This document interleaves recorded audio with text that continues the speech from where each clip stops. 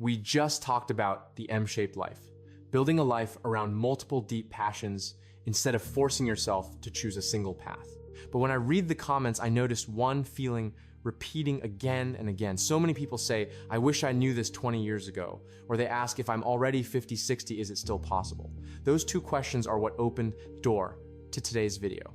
I want to be clear about one thing. I'm not past 50 yet. So if I stood here trying to give life advice, it would be easy for it to turn into something cliche, or worse, a little arrogant. And that's not the point of this video. Instead, I did what I think is the fairest thing to do. I went looking for data. I read research in cognitive science, looked at how the brain changes as we age, and what that actually says about our ability to learn, change, and start over. What I'm sharing is simply the research plus a framework you can apply to real life. The first thing we need to do is break an old myth. The older you get, the more your brain declines and you can't compete at learning anymore. We feel a little slower, forget someone's name, and then jump to the conclusion that our learning years are over. But science tells a different story. This isn't just decay. It's an active rewiring process. The brain shifts into a different operating mode with its own advantages. The biggest shift shows up in two different kinds of intelligence.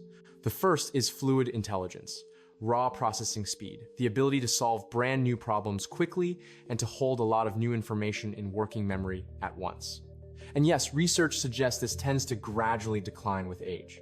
But the second is crystallized intelligence, your library of knowledge, lived experience, and the ability to make sense of complex situations and choose wisely. The interesting part is that this doesn't drop off. It keeps growing and linking together more deeply into your 60s and 70s, sometimes even longer. A classic study on typists shows this really clearly. Older typists can match younger ones in overall typing speed, even though their raw finger tapping speed is slower. Why? Because they use experience to look further ahead in the text, anticipate upcoming phrases, and feel the rhythm of the sentence using their library to compensate for speed. If you've ever noticed yourself doing better because of experience, comment 8, so I know you're in that group. The common mistake is that we try to learn new things using the exact strategy we used at 20, relying on speed, cramming harder, forcing fast recall. You start learning a new language or a new skill and you get frustrated because it's not sticking. But that's like trying to drive on the highway while staying in first gear. You'll still move forward, but you'll burn out fast and it'll feel miserable. The problem isn't that you're worse. It's that you're using the wrong learning mechanism for the brain you have right now. And this isn't just a metaphor, it's biology. When a younger person tackles a new task, you often see one specific brain region light up in a fairly focused way. But in older adults, the brain doesn't rely on just that one region. It calls in reinforcements from multiple other networks to support the task. This phenomenon is known as compensatory scaffolding. The brain builds a kind of scaffold by recruiting extra resources. That's why learning can feel heavier and more energy intensive. But it isn't a sign of failure. It's a mechanism of maintenance and adaptation. So how do we apply this? The serial mastery strategy we talked about still holds focus on one major skill for a season, usually 6 to 18 months, instead of trying to learn everything at once. But to match the reality of a 50-plus brain, we need to fine-tune how we execute it. That adjustment happens in two specific directions, and this is the most important part. The first adjustment is strategic cognitive resource management. Because your brain is spending more energy building that scaffolding, you have to respect your daily biology. A lot of people naturally become more of a morning person after 50, and their clearest mental window often lands in the morning. So do the hardest learning before noon, brand new knowledge, messy concepts, exercises that require deep focus. Then apply the spacing effect instead of 1 2-hour session, split it into 3-4-0 minute blocks. This kind of microdosing reduces neurotransmitter depletion and helps prevent that brain fog. And there's also the workspace inside your head. Think of working memory like a small desk. As you get older, that desk gets crowded faster, put too many things on it, and everything gets messy and starts falling off. The simplest fix is to write things down. Your notebook becomes an extension of that desk, clean, clear, and it lets you focus on one tool at a time. If you want to try this approach too, comment 8. The second adjustment, and the most important one, is that you actively build the scaffold by linking the new to the old. When you learn something new, don't try to memorize it as an isolated piece. Anchor it to something you already understand. This is relational learning. Even as processing speed slows down, the ability to recognize structural similarities across fields often stays very strong. If you're learning code, compare a function to a verb in language. If you're learning business strategy, map it onto a historical story you deeply understand. But the power of that experience library comes with a hidden cost. With a 50-plus brain, the hardest part sometimes isn't learning something new, it's letting go of the old. You've been walking the same mental roads for decades. Habits and professional skills become deep grooves carved into your brain. So when you learn a new method, especially something that looks similar to what you already know, your brain tends to slide back into the old safe default. That phenomenon is called proactive interference. It's not that you can't learn, it's that old knowledge is stepping in and blocking the new one.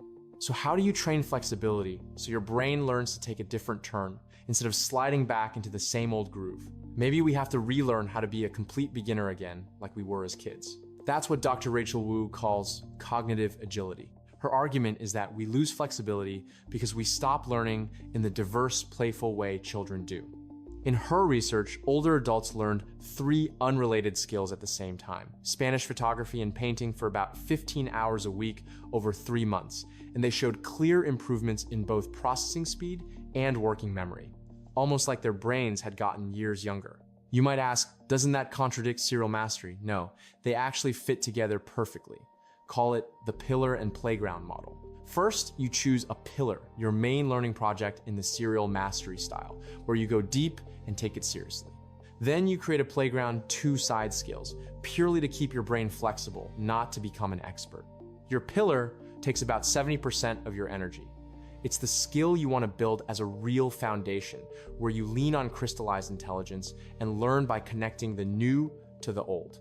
Your playground takes the other 30%, 2 skills that are very different from your pillar and different from each other, purely to keep your brain exposed to novelty.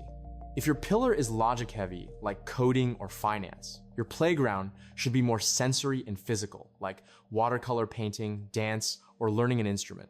If your pillar is creative, like writing your playground, could be tennis mechanics or something more structured. What pillar are you choosing? Comment 8. And the playground idea isn't just theory.